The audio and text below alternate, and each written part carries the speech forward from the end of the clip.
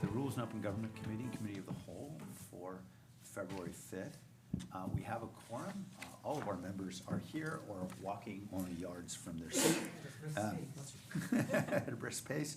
We'll begin with a review of the final agenda for February 11th. First,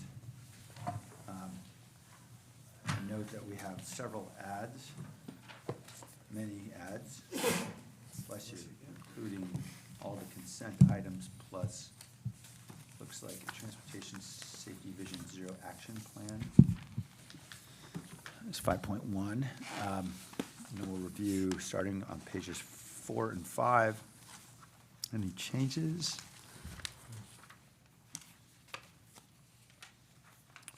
Pages 6 and 7.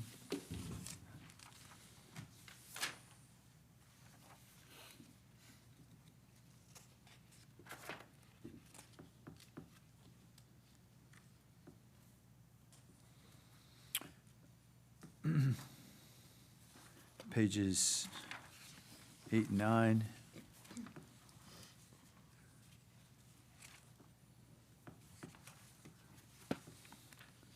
Pages 10 and 11.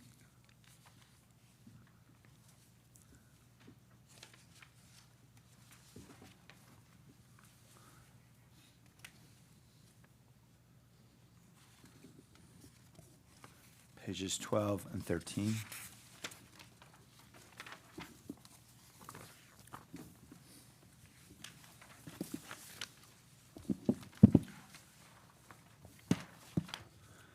All right, are there any changes?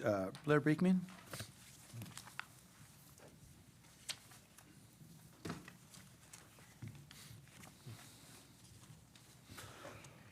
Hi.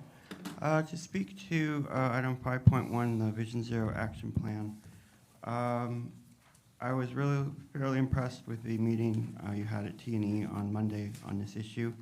It'll be before council on next Tuesday.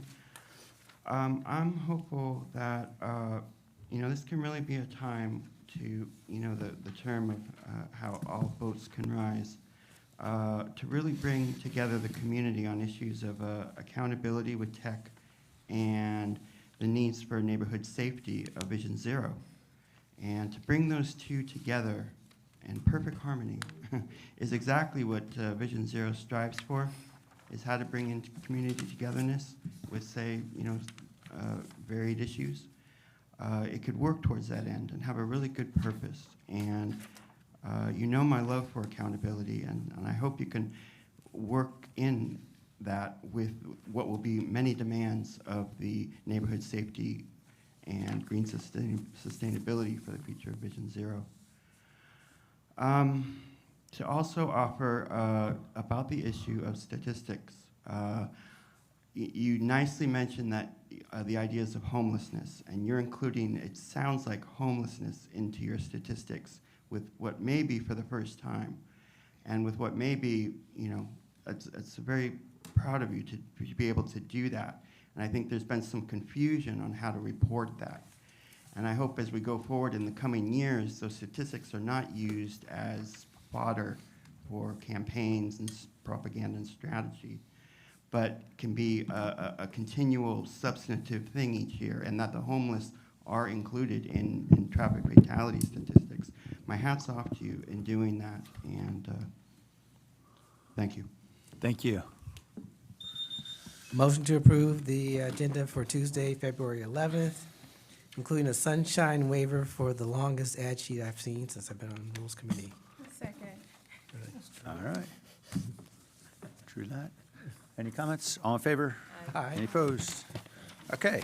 Happily, no council on February 18th. On to the public record. Is there a motion? Motion to note and file. Is that a second, Councilmember Camus? Yes, that is a second. Excellent. All in favor? Aye. Any opposed? The consent calendar under G1.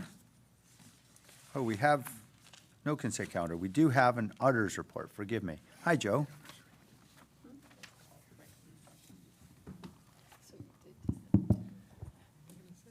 Good Good afternoon, Joe Roy, City Auditor, here to present our monthly report of activities for January. So January, we presented our annual report on city services to you all last week, as well as our audit of tech deployment, which came out at the end of last year. We have a number of projects underway right now, and the next thing that'll be coming to you is our semi-annual audit recommendation status report in March. With that, I'm happy to answer any questions, and I ask that you approve our report.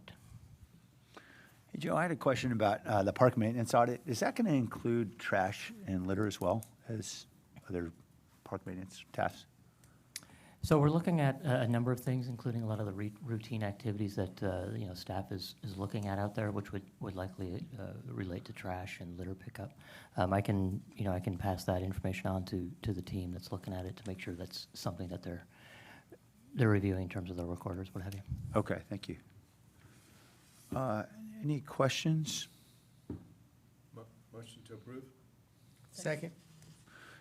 I guess, can I ask one more question? On the assignments not yet started, could you just remind us, as things are getting done under assignments in process, how do you choose among them? Do you just take the first number in order? Is it just you start at 17 and go to 18?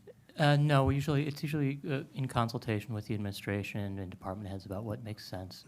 There are certain things, sometimes there's a logical sequence to what we do, because if we have another project underway in a department, we might not take that one on, even if it seems like it's the next one, because we just want to balance the workload. Sometimes there's a logical sequence, like we're undertaking a fleet audit right now. It might make sense to take on the other fleet audit right after that, just to kind of keep it going. So there's different considerations, and we work with departments to see what makes sense. Okay. And then finally, fire safety code complaints. I know fire inspections has been a huge pain point for us for more than a year. And undoubtedly, one of the conclusions you'll have is we got to go fill some vacancies. What I would hate for that audit to do is just simply stop and say we got to fill vacancies. I mean, we know we need to do that. Well, first, it would be helpful if there's specific advice as to how exactly we can best fill vacancies based on whatever you're seeing in other cities. But secondly, to understand better if there are things we can improve in the process, independent of the fact that we need more human beings in that department. Makes Just sense. I'll pass that feedback on. Thank you very much. Okay, on the motion, all in favor? Aye. Any opposed? Great, thanks, Joe.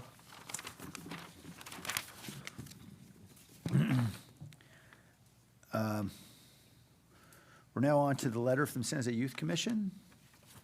That's item 3. And I don't have any cards from the public, so if anyone wanted to speak on this item, Mr. Beekman, you need to submit a card. Okay. I noticed that there is clearly a request from the Youth Commission, and there's a response from the administration. And I guess, before we get into it, I guess it's more of a process issue for me, because I'm just a little concerned about the idea, and I have no problem if anybody on this panel or any other council member wants to say, hey, let's submit this to the departments for consideration and work.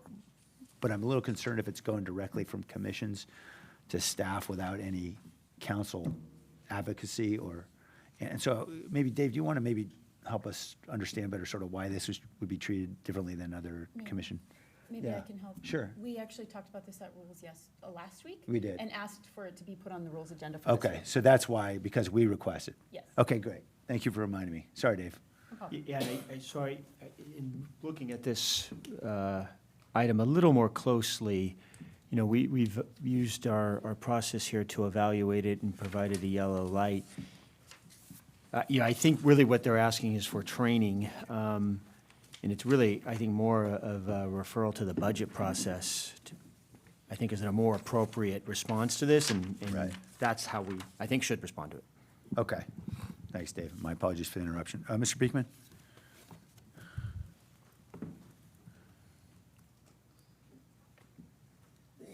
Hi, I wanted to quickly add, there was a Mayor's Gang Task Force meeting about a week or two ago, and they were trying to figure out a way for it to be a more direct process for youth commission reports to get to the gang task force and back and forth.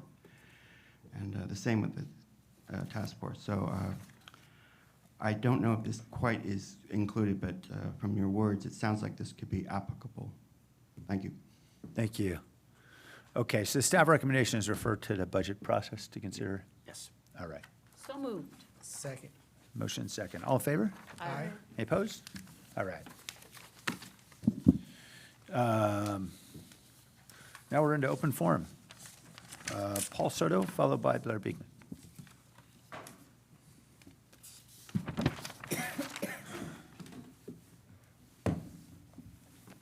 Good afternoon, Council. Paul Soto. It's my understanding that the primary objective of any leader is to protect their people. That's the primary goal. Nothing else should take precedent over that. And it doesn't feel like the people are being protected in this city. You know, what's gonna be happening in the Horseshoe, that was predictable. You know, and it's not gonna be one track, it's going to be four. And when it comes time for those dozers to start being put in place, everybody on the council is going to be gone. And so you're not gonna be here to be held to account for the decisions that you're making right now.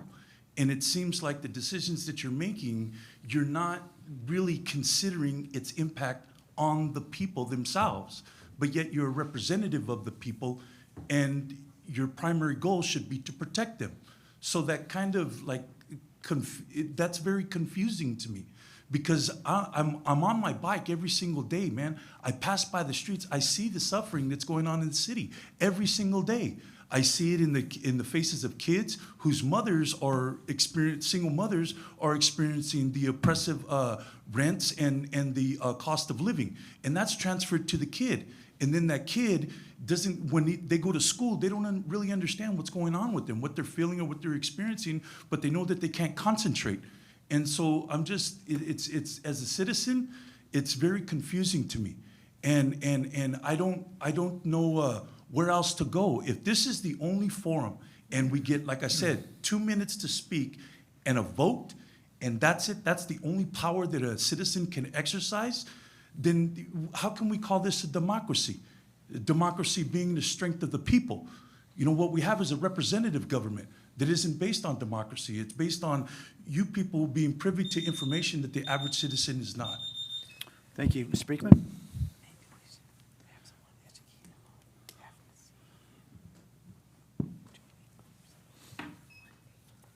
Hi. To speak to the letters to the public yesterday at City Council, and to again offer simple ideas, not meant for confrontation, but only as open thought for the community. I have early feelings that an elevated rail line with only 2 rails that serves only high-speed rail and that hugs the freeway systems all through San Jose, with the option to build additional rail lines in the future, this can possibly be environmentally and aesthetically safe and workable for the community. It is my very early guess where Caltrain and freight trains can still work at ground level with street traffic flow 50 to 100 years into the future. Please continue to be open to consider a Merced to Tracy CHSR line or a second express line from LA to Tracy. A BART line from Tracy to the Bay Area and the use of ACE Rail can work as final connections. BART officials of the SF Bay Area should have a good depth of knowledge on these subjects, as these ideas can offer interesting public transit options and not take away as many homes along SF Peninsula and San Jose. In learning how to look for and practice our better human qualities, it may make for a good Santa Clara County EIR report that will be needed in the next few years. I feel a well-meaning humanistic EIR report for the high-speed rail Santa Clara County can then be more respected in the Bay Area and around the country and of this earth. With 28 seconds, a thank you to the car community and for everyone's current patience in San Jose, as we are at a time we can all be allowed to consider what can be friendly, more sustainable energy choices and practices in the 2020s, and in learning to leave frack gas and fossil fuels. There are upcoming sustainability energy options I think we all can be interested about. And to say again, I hope you can have good practices for the EIR report that's needed for the high-speed rail. Thank you. Thank you very much. Meeting's adjourned. All right.